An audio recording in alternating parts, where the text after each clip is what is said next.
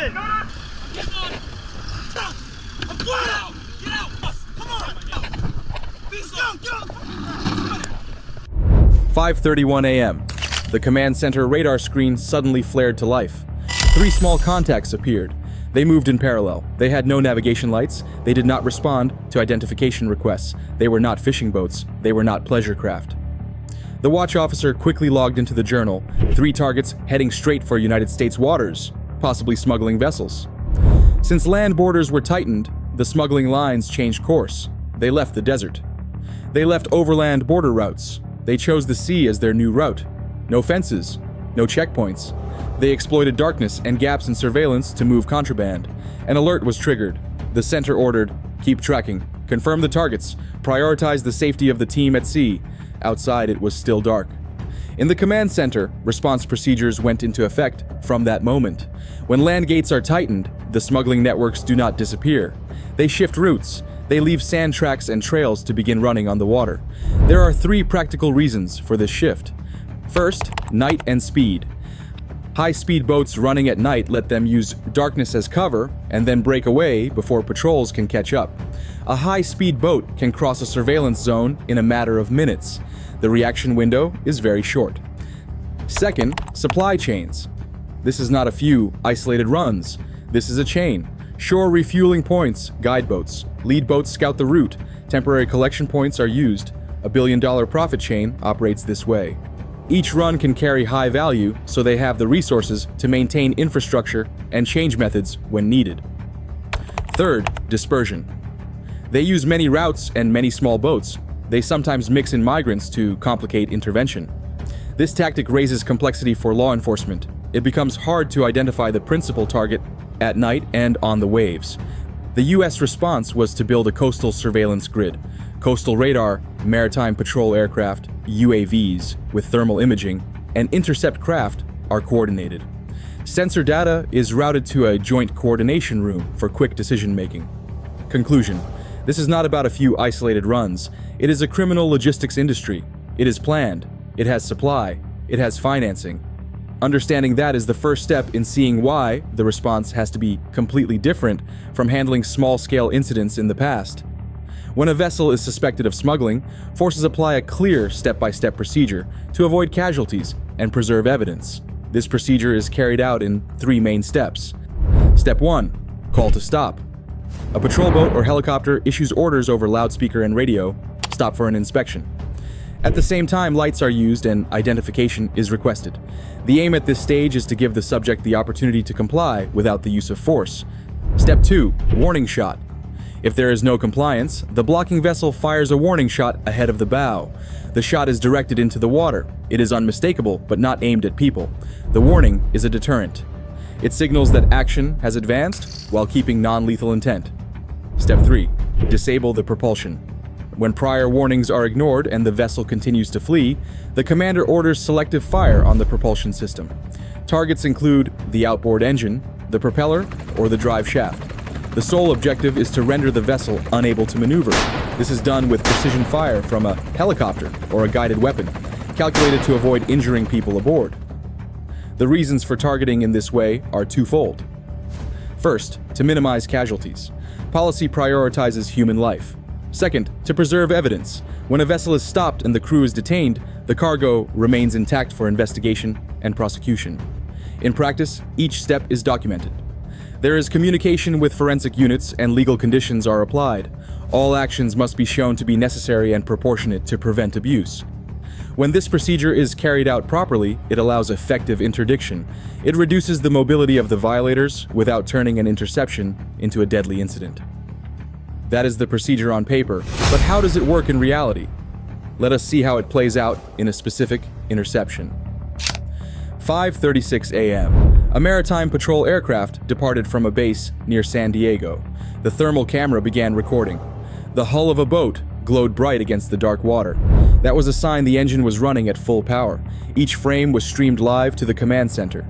At the same time, coastal radar continuously updated positions and plotted the trajectory of the group of suspicious vessels.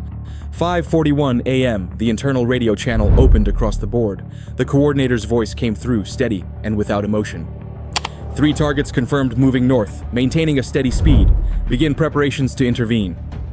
The 2 nearest Coast Guard vessels were dispatched. 1 vessel intercepted from the east. 1 came from the west. They formed a crossing cut just ahead of the target's approach.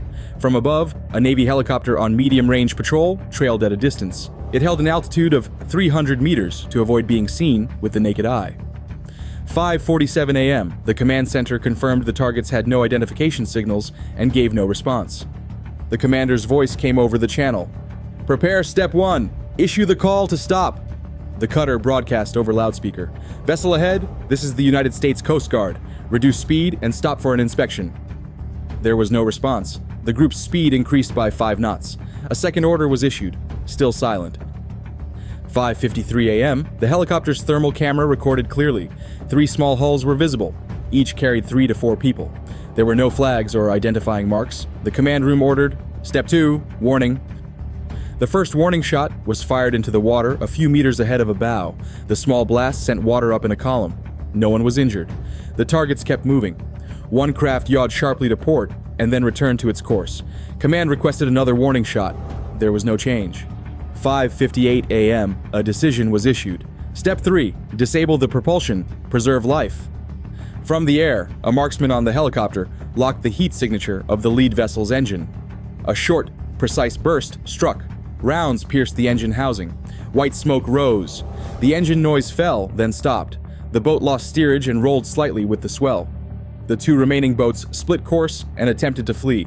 Immediately, the first cutter accelerated and crossed the bow of 1. The second cutter swung south and was met by the 3rd vessel. On the radio, the commander emphasized, "Maintain a distance of 300 meters. Avoid creating wake that could strike the target. Do not let anyone fall into the water." 6:05 a.m., all 3 vessels were forced to stop. On deck, the people raised their hands and did not resist. The boarding team moved in. It split into 2 groups. 1 group inspected the hold, the other secured the crew. Every action was recorded by chest-worn cameras. 6:10 a.m., the on-scene report stated, "Vessel secure, no weapons observed. Begin cargo inspection." Crew opened the cargo compartments. Dozens of black plastic bundles were sealed with tape. There were no shipping documents. According to the on-scene report, a field test returned positive for synthetic drugs. The Coast Guard logged the seizure. 6:18 a.m., the inspection team sealed all cargo and raised a temporary custody flag. Over the radio, the center ordered, "Hold the scene until forensic units arrive. Send a preliminary report."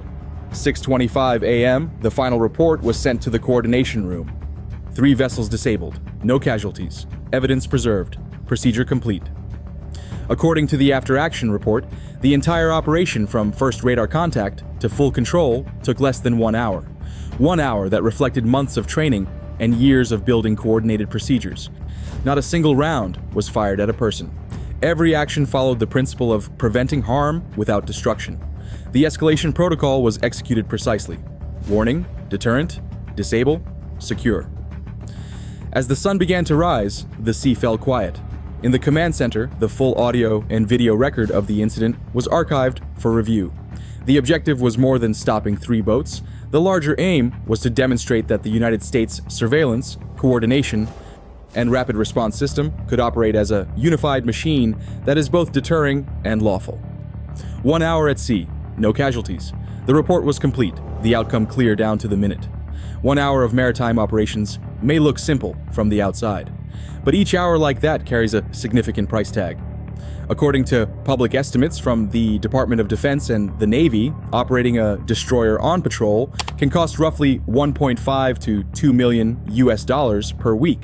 Each hour of a Navy helicopter is estimated at $8,000 to $10,000, depending on conditions.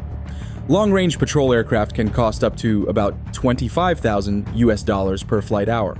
Combined, an interception campaign lasting under 60 minutes can cost $40,000 to $60,000. Not counting personnel and maintenance, those figures are small compared with the potential losses if a shipment gets through.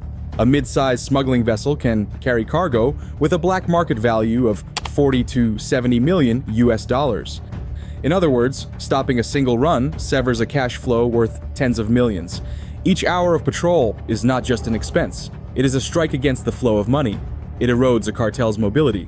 It forces them to spend more on risk mitigation, insurance, spare boats, and new personnel. Security analysts call this the cost erosion strategy. You do not need to destroy infrastructure. You need to make each run cost more until the profit is no longer attractive. The real effect is therefore not measured only by the number of vessels seized. It is measured by how quickly cash flows are slowed. A day of delay, a lost boat, a rerouted corridor. These add up into an economic weight that reduces the scale of the entire smuggling system. But the maritime fight does not stop at dollars. As costs rise, the other side changes tactics, and the cycle of adaptation begins. Smuggling lines do not stand still. When one tactic is blocked, they adapt immediately. First, route dispersion. Instead of a few large boats, they use dozens of small craft, departing simultaneously from multiple points. Each boat carries less cargo, but if half of them reach shore, the profits remain enormous. Second, decoys. Some boats are sent ahead to create false radar signatures and draw attention, while the main shipment moves farther away with all communications turned off. Third, mixed loads. They hide contraband among migrants. This forces patrols to be cautious because any misstep could result in civilian harm. Finally, night runs. They exploit darkness, low seas, and surveillance gaps between shifts. With cheap commercial positioning devices and open weather maps, planning a route to avoid patrol aircraft is now less difficult. The US response has been to shorten the sensor-to-action timeline. That is the time from when radar or a drone detects a contact to when field action occurs. In the past, information passed through many layers and took tens of minutes. Now all data is merged into a single command network. When a suspicious signal appears, the system automatically sends alerts simultaneously to coastal radar, patrol aircraft, and the nearest vessels. From detection to action, the clock now runs in minutes rather than in the tens of minutes it once did. Agencies have also consolidated command and removed intermediate layers. Instead of 3 units making 3 separate decisions, there is now a single coordination center where representatives of each force approve orders together. Public records show that just last year, this process reduced response times by nearly 40%, and the number of successful interdictions increased accordingly. Maritime encounters have therefore become less about which side is stronger and more about which side adapts faster. Each tactical shift by the cartel prompts a counter by US forces. The result is a continuous loop of adapt and counter-adapt. In that race, speed determines who keeps the initiative. Interdiction operations stop at the maritime boundary. After that, legal authority becomes more complicated. Any action that crosses the latitude line or enters Mexican territorial waters touches on national sovereignty. That is a red line in bilateral relations. Under bilateral agreements and international practice, United States forces are permitted to operate within their jurisdiction and may not pursue deeply into another country's territorial sea without explicit consent. This constraint forces many operations to end the moment a target crosses back toward another state. A single error can turn a pursuit into a diplomatic incident. Mexico faces heavy political pressure. Domestic opinion views US military activity near Mexican territory as an act of intervention. At the same time, US officials must explain why transnational criminal groups can still find refuge on the other side of the border. That tension has spawned a debate with no easy end. Are these cartels merely cross-border organized crime groups, or have they become a national security threat? If they are treated as the latter, Washington could unlock broader authorities that might allow military action, financial freezes, and even expanded pursuit procedures. But those options carry diplomatic risk for bilateral relations. There have been proposals to consider listing some criminal organizations as terrorists. Experts warn that such a step could complicate regional security cooperation. So far, both countries have remained cautious. The US keeps an offshore interdiction role, while Mexico handles inland operations. The two sides share intelligence, but they do not cross jurisdictional lines. The sea has become a thin boundary between cooperation and sovereignty, where each decision must balance effectiveness and diplomacy. But even where law and diplomacy set limits, 3 questions remain unanswered, even for strategists. 1. Is this strategy sustainable if the other side is willing to burn money, replacing boats and people? With profit chains worth tens of billions, a cartel can treat losing a few runs as an operating cost. How long before deterrence loses its bite?